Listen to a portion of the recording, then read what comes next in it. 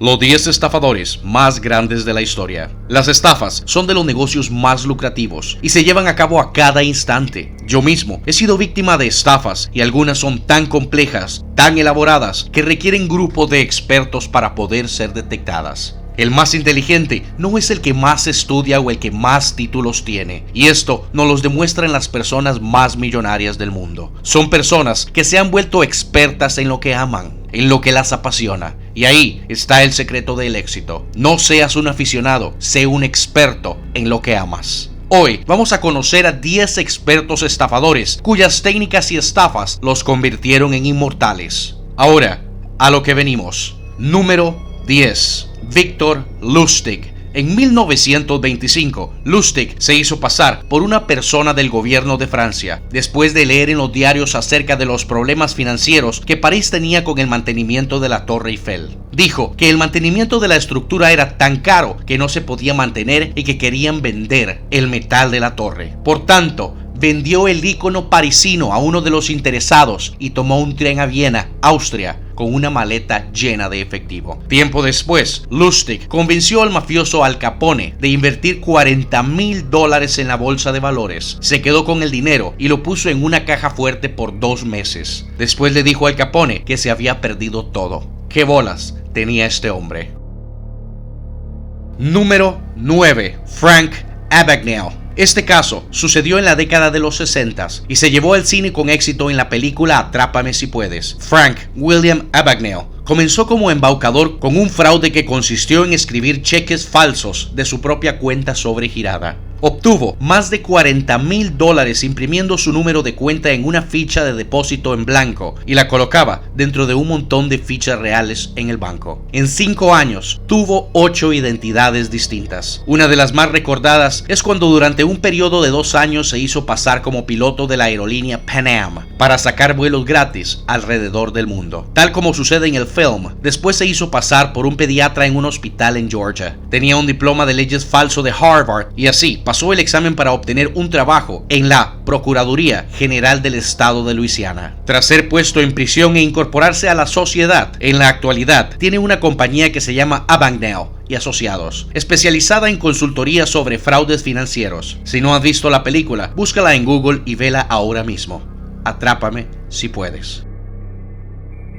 Número 8. Christopher Roccankurt. Roccankurt defraudó a gente adinerada haciéndose pasar por miembro francés de la familia Rockefeller. Para llegar a Estados Unidos, usó muchos nombres distintos y en Los Ángeles se hizo pasar por un productor de cine, un boxeador y un ejecutivo. Usaba apellidos de famosos como el de su supuesta madre Sofía Loren o sus tíos Oscar de la Renta y Dino de Laurentiis. Y se relacionaba con varias celebridades. Se casó con la modelo de Playboy Pia Reyes y tuvieron un hijo a quien bautizaron Zeus. Roccankurt escribió una autobiografía en la cual ridiculizó a sus víctimas y en el 2002 lo extraditaron a Nueva York, en donde se declaró culpable de 3 de los 11 cargos que se le imputaban. Según él, ganó unos $40 millones gracias a sus trucos y mentiras, pero fue mucho más. Número 7. Ferdinand de Mara. Fue miembro de la Armada de Estados Unidos en 1941 y empezó nuevas vidas usando los nombres de sus compañeros de la Armada. Después, fingía suicidios y empezaba una nueva vida con otro nombre. Se hizo pasar por psicólogo, pero después la Armada y la Naval se dieron cuenta y fue a prisión por 18 meses. Su más famosa trampa fue hacerse pasar por un cirujano en la Guerra de Corea. Hizo operaciones y combatió infecciones con penicilina hasta que lo descubrieron y lo reportaron. También sirvió de inspiración para la película El Gran Impostor. Murió en 1982 mientras hacía creer a la comunidad que era un ministro bautista. Número 6. David Hampton. Era afroamericano y como no podía entrar a la famosa discoteca Studio 54 de Nueva York, dijo que era el hijo del actor Sidney Poitier y lo dejaron ingresar como una celebridad. Comenzó a usar la identidad de David Poitier para comer gratis en restaurantes. También convencía a mucha gente de dejarlo vivir con ellos en sus casas o prestarle dinero. Entre sus víctimas están las estrellas de Hollywood, Melanie Griffith, Gary Sinise y Calvin Klein. En 1983, Hampton fue arrestado y convicto por sus fraudes y se le ordenó pagar $4,490 a sus víctimas. Su historia inspiró la película 6 grados de separación. Murió en el 2003 debido a complicaciones con el SIDA. Número 5. Casey Chadwick. Este es el caso de una canadiense nacida como Elizabeth Bigley.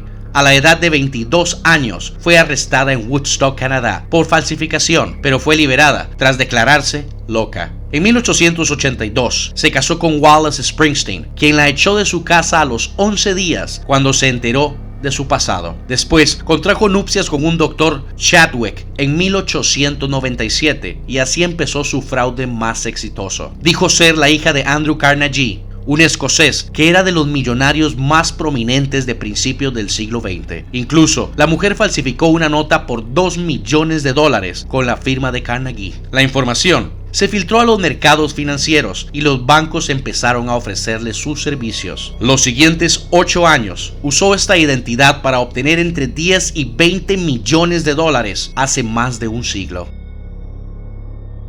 Número 4. Mary Baker. En 1817, un zapatero en Inglaterra conoció a una mujer desorientada, con ropas exóticas, que hablaba un lenguaje que nadie podía entender. Los locales trajeron a extranjeros para ver qué idioma hablaba la mujer, hasta que un marino tradujo su supuesta historia. Era una princesa de Carabú, de la isla de Yabasu, en el Océano Índico, que había sido capturada por piratas, quienes después la tiraron por la borda y nadó hasta la orilla. En las siguientes semanas, la representante de la exótica realeza fue la favorita de los dignatarios locales. Usaba arco y flechas, nadaba sin ropa y le rezaba a un dios a quien le llamaba Alá-Talá. Adquirió ropas exóticas y se hizo un retrato que salió en los diarios. Finalmente la verdad salió a flote. Ella era la hija de un zapatero y su nombre verdadero era Mary Baker, nacida en Devon, Inglaterra. Había sido sirvienta en varios palacios del Reino Unido, pero no encontraba un lugar para quedarse. Inventó el idioma falso como producto de su imaginación, mezclado con palabras gitanas. Intentó hacer lo mismo en Estados Unidos, Francia y España, pero sin la misma suerte. Su historia fue base para la película Princesa Carabú. Número 3. Wilhelm Voigt. Se trata de un impostor alemán que se disfrazó como militar en Prusia en 1906 y se convirtió en el famoso capitán de Köpenick. En 1906 compró partes del uniforme usado de un capitán y ya en la municipalidad de Köpenick, Alemania, fue al cuartel de la armada, paró a 4 ganaderos y un sargento en su camino de regreso al cuartel y les dijo que fueran con él, y ellos obedecieron. Luego, mandó arrestar al secretario del pueblo y al alcalde por sospechas de malos manejos de fondos y los llevó junto con el tesorero a Berlín para interrogarlos. Voigt le dijo a los guardas que quedaban que se quedaran en sus puestos por media hora y se fue a la estación del tren. En el tren se cambió a ropas de civil y se fue. El impostor fue arrestado y sentenciado a 4 años en prisión por falsificación, por hacerse pasar por un oficial y por tomar prisioneros indebidamente. Pese a todo, la opinión pública estaba a su favor y el Kaiser alemán lo perdonó en 1908, pues las autoridades finalmente les pareció divertido lo que hizo. En algunas escuelas alemanas enseñan la vida de este ciudadano, que no es visto como un criminal, sino como un héroe folclórico que supo sobrevivir y enfrentarse a las contradicciones del gobierno, pues el hombre estaba sin trabajo porque no tenía pasaporte y no le expedían el documento porque no tenía trabajo. Número 2. Bernard Madoff recientemente fue condenado a 150 años de prisión por haber montado y mantenido por décadas una de las mayores estafas financieras de la historia, cuyo monto aún se desconoce, pero que muchos expertos estiman en unos 60,000 millones de dólares. Madoff fue el presidente del tecnológico índice Nasdaq y fue un respetado y admirado asesor de inversiones en Estados Unidos, quien terminó acusándolo por delitos como fraude, blanqueo de dinero, perjurio y robo. La estafa de Madoff salpicó a muchos gigantes de la banca mundial, quienes reconocen que las pérdidas propias o de sus clientes superan los 10,000 millones de euros.